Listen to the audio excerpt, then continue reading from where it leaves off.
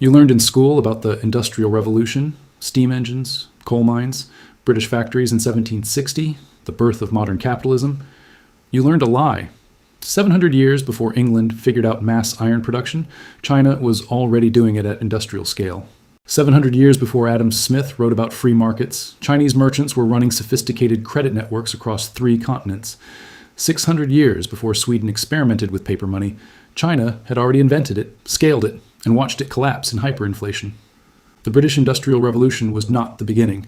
It was Europe finally catching up. The Song Dynasty between 960 and 1279 CE built the first modern economy on Earth. They did not stumble into wealth through luck or resources. They engineered it through systems, paper currency, centralized monetary policy, industrial-scale manufacturing, maritime trade finance, tax collection infrastructure. Each piece designed to concentrate economic power in ways Europe would not understand for another half-millennium. This was not wealth. This was structural control. Welcome to Noob, historian. We follow the money, trace the power, and expose the history they never taught you in school. Here is why this matters to you right now, today, in 2025. Every economic debate you hear about fiat currency, about China's Belt and Road Initiative, about whether trade interdependence creates peace or vulnerability, about government-issued digital currencies, about industrial policy versus free markets. The Song Dynasty ran this experiment first. They documented the results, and almost nobody in the West knows the story. The omission is not neutral. It shapes how you think about where capitalism came from, who invented economic modernity, and what happens when a state controls both money creation and industrial production. The Song Dynasty commanded 22.7% of global GDP. England, during its peak imperial dominance, never exceeded 9%. The Song produced 125,000 tons of iron per year in 1078 CE. England matched this number in 1750 CE. The gap was not decades, it was centuries. You're about to learn the most important economic revolution your history teacher never mentioned. In 960 CE, merchants in Sichuan province faced a problem. Copper coins were heavy. A single transaction worth 1,000 coins weighed approximately 3 kilograms. Moving large sums meant hiring guards, renting carts, and accepting robbery risk on mountain roads between trading cities. Private merchants created a solution. They issued deposit certificates. You gave a merchant your copper coins. He gave you a paper note promising redemption at another location. The note was lighter. The risk transferred to the merchant's network. The system was private, voluntary, and backed by real metal. This was not yet money. This was a receipt. The Song state watched. By 1023 CE, the government took over. The state issued the first official paper currency in human history, the jiaozi. This was not a private note. This was government-issued money backed by imperial authority, not by metal in a vault. The distinction matters. Private deposit certificates require trust in a specific merchant. Government fiat currency requires trust in state power. The Song Dynasty made a calculated bet. Imperial authority was a stronger guarantee than metal reserves. For over a century, the bet worked. Richard von Glahn documents this transition in Fountain of Fortune. Money and monetary policy. In China, 1700. The jiaozi started with metal backing. The government promised redemption in copper or iron coins. But within decades, the state reduced reserve requirements. By the Southern Song period, after 1127 CE, the government was printing jiaozi far beyond any metal backing. The Song invented fiat currency. They also invented fiat inflation. The mechanism was simple. Wars against northern invaders cost silver and grain. The state needed revenue. Raising taxes triggered rebellion. Debasing metal coins created counterfeiting. Paper money offered a third path: print more notes. By 1160 CE, the Southern Song government was issuing jiaozi at a rate exceeding economic growth by a factor of 3. Prices doubled, then tripled. Merchants refused paper and demanded metal. The government responded with legal tender laws. Accept jiaozai or face punishment.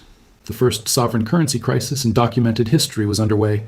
Von Glahn traces the collapse through imperial edicts preserved in the Song Huiyao, the administrative compendium now held in the National Palace Museum in Taipei. In 1170 CE, the state attempted to recall old jiaozi and issue new notes at a forced conversion rate. The public rejected it. By 1200 CE, paper money in southern China had lost 80% of its value against copper. This pattern will sound familiar. A government issues currency backed by authority, not assets. Initial success creates confidence.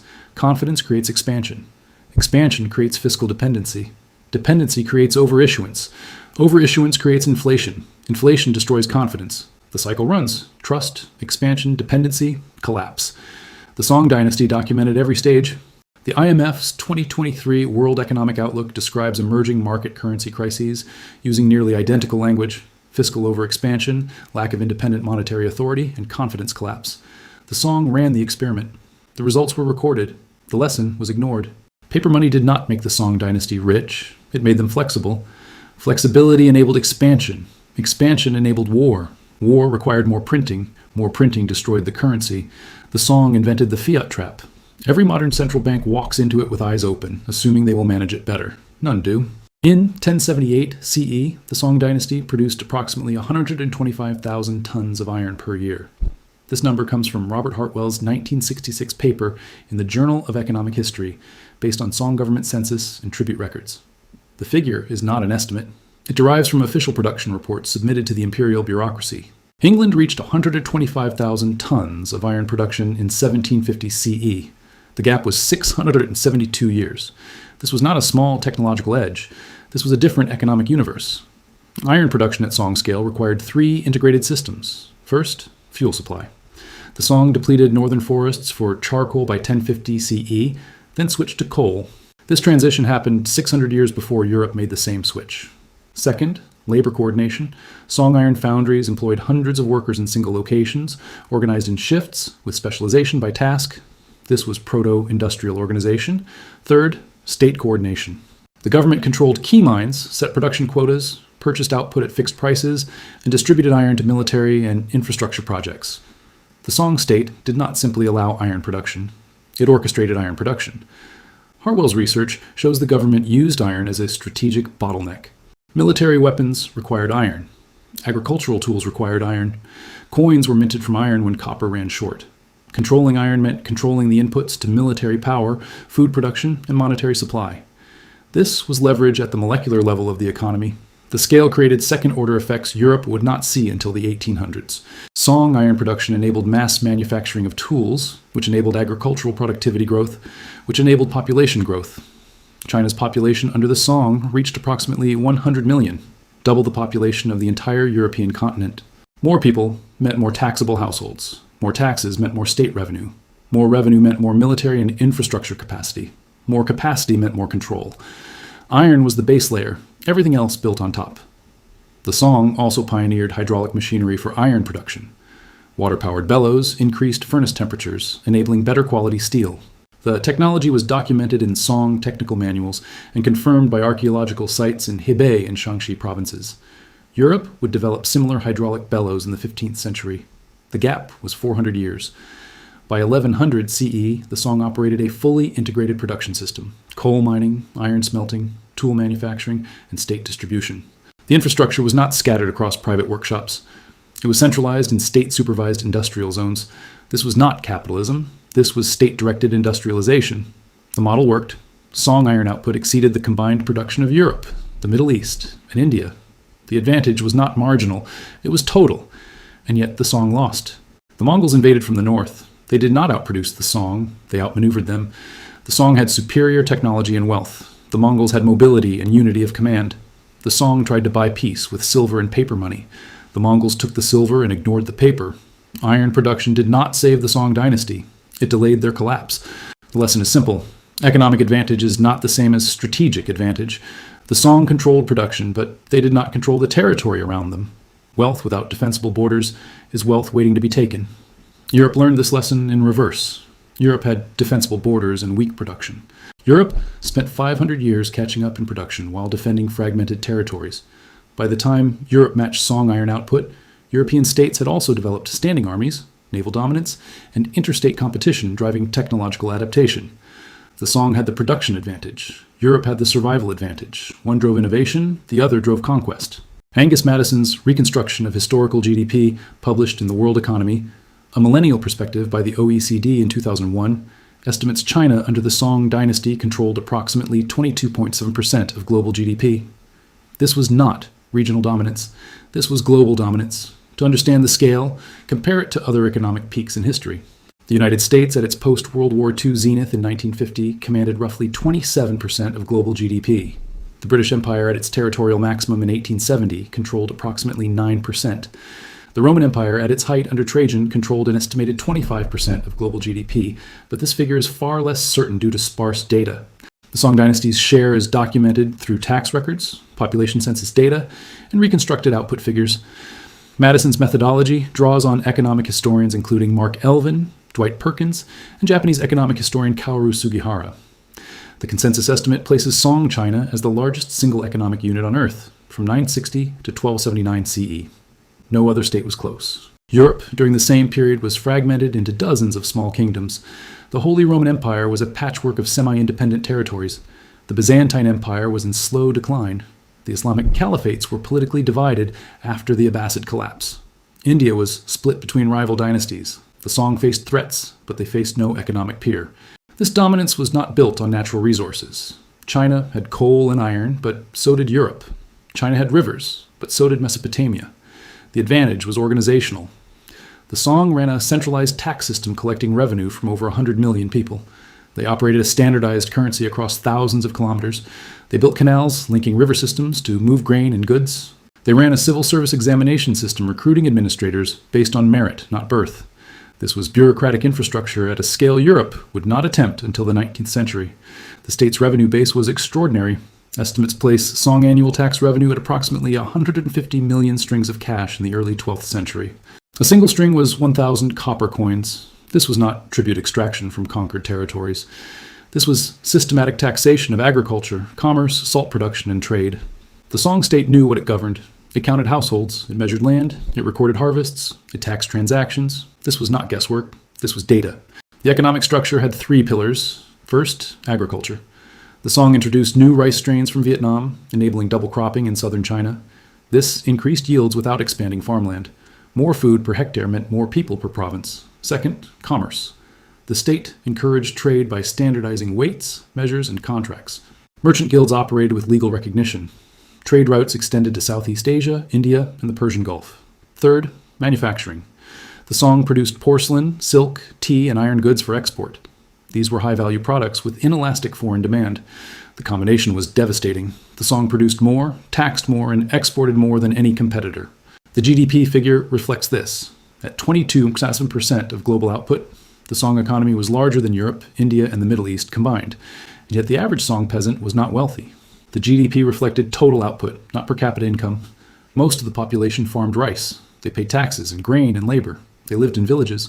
The wealth concentrated at the top. Imperial officials, large landowners, and merchant networks captured the surplus. The state extracted revenue through taxes and monopolies on salt, tea, and iron. This was not broad-based prosperity. This was efficient extraction. The Song built the largest economy on Earth, and they did it by organizing production and controlling bottlenecks. The lesson is not about wealth, it is about structure. The modern parallel is direct. China today commands roughly 18% of global GDP using similar methods: state coordination of infrastructure, centralized control of strategic industries, and integration into global trade networks. The CCP studied the Song Dynasty. They learned the lesson: control the infrastructure, control the GDP. In 1225 CE, a Song customs inspector named Zhao Rugua wrote the Zhu Fanzhi, or Record of Foreign Peoples. This was not a travelogue. This was a bureaucratic report documenting trade goods, shipping routes, and foreign merchants passing through Chinese ports. It was the first systematic customs and trade ledger in recorded history. Zhao's report lists 58 foreign countries and regions, from Japan to East Africa. He describes their exports: pepper from Sumatra, pearls from the Persian Gulf, ivory from Zanzibar, frankincense from Arabia. He records the goods China exported in return: silk, porcelain, copper coins, and iron tools. The report survives today in the Library of Congress and the Chinese National Library. It was written because the Song state needed to know what moved through its ports. Knowledge enabled taxation. Taxation enabled revenue. Revenue enabled control. The Song dynasty operated the most sophisticated maritime trade network in the world. The two key ports were Quanzhou in Fujian province and Guangzhou in the south. Arab merchants called Quanzhou Zaytun and described it as the greatest port in the world. Marco Polo visited in the late 13th century and documented hundreds of ships docked simultaneously. This was not exaggeration. Archaeological evidence confirms massive port infrastructure, warehouses, and foreign merchant quarters. The Song state did not leave trade to chance. They built the infrastructure. They dredged harbors. They constructed lighthouse networks. They published sailing directions. They licensed merchant ships. They taxed imports and exports at standardized rates. This was not laissez-faire trade. This was state-managed commerce. The Song also pioneered maritime trade finance. Merchants formed partnerships to spread risk across multiple ships. They used promissory notes to settle accounts across distances. They operated insurance-like arrangements where losses were shared among investors. This was proto-venture capital for oceanic trade. Richard von Glahn documents these financial instruments in Fountain of Fortune. The Song called them heli, or joint ventures. A merchant with capital partnered with a ship captain. Profits were split after the voyage, losses were shared. The structure enabled merchants to finance multiple expeditions without risking total ruin on a single voyage. Europe would develop similar structures in the 16th century through Dutch and English joint stock companies. The Song had them 400 years earlier. The scale of trade was staggering. Song exports reached Southeast Asia, India, the Persian Gulf, and the east coast of Africa. Chinese porcelain shards have been found in archaeological sites in Kenya, Tanzania, and Mozambique. This was not accidental contact. This was sustained, repeated trade. The imports fueled the Song economy. Spices, incense, gems, and exotic woods flowed into China. The state taxed these goods at the ports. Customs revenue became a major source of imperial income, second only to agricultural taxes. The Song state realized something Europe would not understand for centuries. Controlling trade routes is more valuable than owning the territory. The Song did not conquer Southeast Asia. They taxed the merchants who moved goods through it. This was extraction without occupation.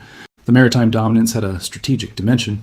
The Song faced threats from the north, the Liao, the Jin, and finally the Mongols. The Song could not match these states in cavalry, so they pivoted south. They built a navy. They controlled the coast. They taxed maritime trade. When the Mongols invaded from the north, the Song retreated to the south and continued functioning as a maritime trade state for another 50 years. The final Song emperor drowned in a naval battle in 1279 CE. The Song lost on land but dominated at sea. The modern parallel is obvious.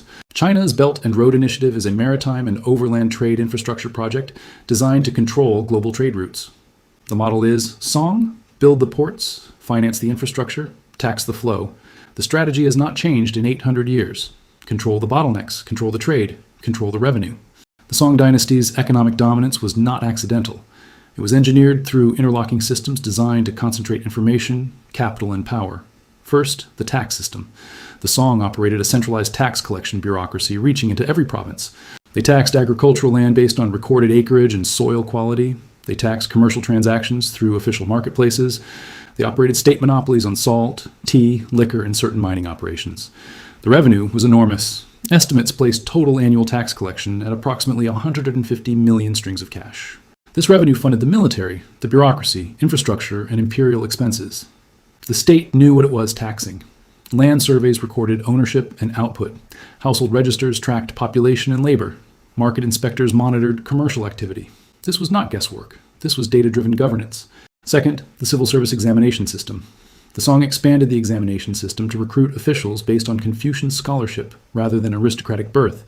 This created a meritocratic bureaucracy loyal to the state rather than to regional warlords. The system worked. Song administrators were educated, competent, and replaceable. The state rotated officials between provinces to prevent local power consolidation. The bureaucracy became the nervous system of the empire. This was control through knowledge. Third, the monetary system. The Song issued standardized copper coins, iron coins in certain regions, and paper money. They operated mints under state supervision. They set exchange rates between different forms of currency. They regulated credit through official lending institutions. The state controlled the money supply. They expanded it during growth periods. They contracted it during inflation. They manipulated currency to fund military campaigns. This was monetary policy 700 years before central banks. Fourth, the infrastructure system. The Song built and maintained the Grand Canal, linking northern and southern China. They constructed roads, bridges, and postal relay stations. They dredged rivers and built irrigation networks. The infrastructure was not ornamental, it was logistical. The Grand Canal moved grain from the rice-producing south to the militarized north. The roads moved tax revenue and official communications. The irrigation supported agricultural productivity. This was infrastructure as power projection. Fifth, the legal and commercial system. The Song codified commercial law. They recognized contracts. They enforced property rights. They operated courts to settle merchant disputes. They allowed guilds to self-regulate within state-defined boundaries. This was not a free market. This was a managed market. The combination of these 5 systems created an economy operating at a scale and sophistication unmatched anywhere on Earth. The Song state did not simply tax wealth. It created the conditions for wealth generation, then extracted a share. This was not parasitism. This was symbiosis with the state as the dominant partner. The systems had weaknesses. Centralization created bottlenecks. Bureaucracy created corruption. State monopolies created inefficiency. The examination system favored scholarship over practical administration. And the systems depended on stability. When the Mongols invaded, the infrastructure became a liability. Roads built to move grain also moved enemy cavalry. The Grand Canal became an invasion route. The centralized tax system collapsed when provinces fell. The Song built an empire on systems. When the systems failed, the empire fell. The modern parallel is direct. Every advanced economy today depends on centralized infrastructure, electrical grids, financial networks, communication systems, supply chains. These systems enable economic scale. They also create single points of failure. The Song learned this lesson in 1279 CE, when the last emperor drowned. Modern states have not yet learned it. They build systems assuming stability. They ignore the collapse scenario. The Song assumed their systems were permanent. The Mongols proved otherwise. The Southern Song Dynasty. After 1127 CE faced an existential problem. The northern half of China had fallen to the Jurchen Jin dynasty. The Song government retreated south of the Yangtze River. They lost half their territory, half their population, and half their tax base. They still faced the same military costs. The solution was paper money. The Song ramped up jiaozi issuance to fund the military, pay officials, and maintain the southern economy. The initial plan was temporary expansion. Print money now, contract supply, later after stabilization.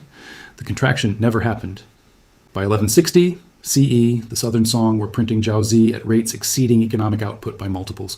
The government tried to manage inflation by issuing new currency series and recalling old notes at forced conversion rates. The public rejected the conversions. Merchants began refusing paper money and demanding copper or silver. The state responded with legal tender laws, accept jiaozai or face fines and imprisonment. Merchants adapted. They raised prices. If the state forced acceptance of paper money, merchants would accept it at inflated prices. Goods priced at 100 strings of cash and copper now cost 300 strings in paper. The state tried price controls. They failed. Black markets emerged. Enforcement was inconsistent. Corruption spread as officials accepted bribes to ignore violations. The cycle was vicious. More printing caused more inflation. More inflation caused more rejection of paper money. More rejection caused more legal enforcement. More enforcement caused more evasion. By 1200 CE, jiaozi had lost approximately 80% of its value against copper coins. The government issued new paper currency called huizi in 1160 CE. The huizi followed the same trajectory: overissuance, inflation, and collapse. Richard von Glahn documents the entire cycle in Fountain of Fortune using imperial edicts, provincial reports, and merchant correspondence preserved in Song archives. The pattern was consistent across every new currency series: initial acceptance, rapid expansion, overissuance, inflation, and eventual abandonment. The Song state learned nothing from each failure. They repeated the cycle 6 times between 1127 and 1279 CE. The economic impact was severe. Southern China experienced price instability for over a century. Merchants shifted to barter in some regions. Landlords demanded rent in grain rather than currency. Soldiers rioted when paid and devalued paper. The social impact was worse. Inflation destroyed savings. Families who stored wealth in currency saw it evaporate. Fixed income officials and soldiers faced declining real wages. The middle merchant class was devastated. The political impact was terminal. The population lost faith in the state's economic management. When the Mongols invaded in the mid-13th century, many regions surrendered without resistance. The state had already failed them economically. Why die for a government printing worthless paper? The Song Dynasty collapsed in 1279 CE. The currency had collapsed decades earlier. The lesson was documented, preserved, and ignored. The mechanism of fiat currency collapse is identical across centuries. A state issues currency backed by authority. Initial success creates expansion. Expansion creates fiscal dependency. Dependency creates overissuance. Overissuance destroys confidence. Confidence collapse destroys the currency. The only variable is the timeline. The Song ran the experiment. Weimar Germany repeated it in the 1920s. Zimbabwe repeated it in the 2000s. Venezuela repeated it in the 2010s. The pattern never changes. Governments always believe they will manage it better. They never do. The Song invented paper money in 1023 CE. They destroyed it by 1200 CE. The gap was 177 years. Modern fiat currencies operate on shorter timelines. The US dollar left the gold standard in 1971 CE. It has been 54 years. The Song had 177 years. The dollar has had 54. The question is not if fiat currencies fail. The question is when. The Song answered it. Nobody listened. You did not learn this in school. The Song Dynasty economic revolution is absent from nearly every Western financial history curriculum. The standard narrative goes Greece and Rome, the Dark Ages, the Renaissance, the British Industrial Revolution, modern capitalism. The Song Dynasty does not appear. This omission is not accidental. It serves a narrative. The Western story of capitalism depends on European exceptionalism. The story goes, Europe invented rational economic thought, property rights, free markets, and industrialization. Europe spread these innovations globally. Modern prosperity flows from European intellectual and technological superiority. The Song Dynasty breaks this story. If China invented paper money, industrial production, maritime trade finance, and centralized monetary policy centuries before Europe, then Europe was not the inventor. Europe was the late adopter. This shift changes everything. It changes how you think about economic development. The Western model says free markets and decentralized competition drive innovation. The Song model says state coordination and infrastructure investment drive scale. Both models worked. Both created wealth. The question is, which mechanism was primary? It changes how you think about China today. The CCP's model of state-directed capitalism is not a distortion of Western capitalism. It is a continuation of Song Dynasty economic strategy. The Belt and Road Initiative mirrors Song maritime trade dominance. State control of strategic industries mirrors Song iron and salt monopolies. China's economic model is not copying the West. It is reviving the Song. It changes how you think about fiat currency. Every modern central bank operates on the Song model. Government-issued currency backed by authority, not assets. The Federal Reserve, the European Central Bank, the Bank of Japan, and the People's Bank of China all print money based on policy decisions, not metal reserves. The Song ran this experiment for 250 years. It ended in hyperinflation and collapse. Modern central banks believe they will manage it better. The Song believed the same. It changes how you think about economic competition. The Song had the largest economy on Earth. They controlled 22.7% of global GDP. They had superior technology. They still lost. The Mongols did not outproduce them. They outfought them. Economic dominance does not guarantee survival. The Song had wealth. The Mongols had swords. This lesson matters in 2025. The United States and China are locked in economic competition. The assumption is economic dominance translates to strategic dominance. The Song Dynasty proves otherwise. Wealth without defensible strategy is wealth waiting to be taken. The omission of the Song Dynasty from Western education serves a purpose. It protects the narrative of European inevitability. It hides the fact that China built modern economic systems first, and Europe copied them later. The Mongols took the Song's paper money system and spread it across Eurasia. Marco Polo witnessed it and brought the idea back to Europe. European states adopted paper money in the 17th century. The gap was 600 years. The British Industrial Revolution copied Song iron production techniques transmitted through translated Chinese technical manuals. The gap was 700 years. Modern central banking copied Song monetary policy transmitted through academic research in the 20th century. Europe did not invent these systems. Europe rediscovered them. The distinction matters. Right now, in 2025, you're watching the same dynamics. China is building infrastructure across Asia, Africa, and Europe through the Belt and Road Initiative. Critics call it debt trap diplomacy. Supporters call it development finance. Both are wrong. It is Song Dynasty strategy. Build the ports, finance the roads, control the bottlenecks, tax the flow. Right now, central banks are printing currency at rates exceeding economic growth. Critics call it inflation risk. Supporters call it economic stimulus. Both are right. It is Song Dynasty monetary policy. Print money to fund government priorities. Manage inflation through policy adjustments. Hope confidence holds. The Song hoped for 137 years. Then it collapsed. Right now, you are told economic interdependence creates peace. Trade links prevent conflict. Globalization makes war obsolete. The Song believed the same. They traded with the Jurchens, the Khitans, and the Mongols. They paid tribute. They signed treaties. They built wealth through commerce. The Mongols invaded anyway. Economic interdependence did not save the Song. It gave their enemies a roadmap to their wealth. The lesson is simple. History did not start in Europe. The systems you live under today were invented in China between 960 and 1279 CE. Paper money, industrial production, trade finance, monetary policy, customs administration, state-coordinated infrastructure. The Song built it first. They documented the results. They recorded the collapse. You were never taught this story because it undermines the narrative you were sold. The narrative says, Western capitalism is unique, superior, and inevitable. The Song Dynasty proves it is none of those things. The systems you trust today failed 800 years ago in China. They failed for documented reasons. Overissuance of currency, fiscal dependency on printing, inflation, confidence collapse. The Federal Reserve operates on the same model. The European Central Bank operates on the same model. The Bank of Japan operates on the same model. The Song Dynasty ran the experiment. The results are in the archives. Your government is ignoring them. The question is whether you will.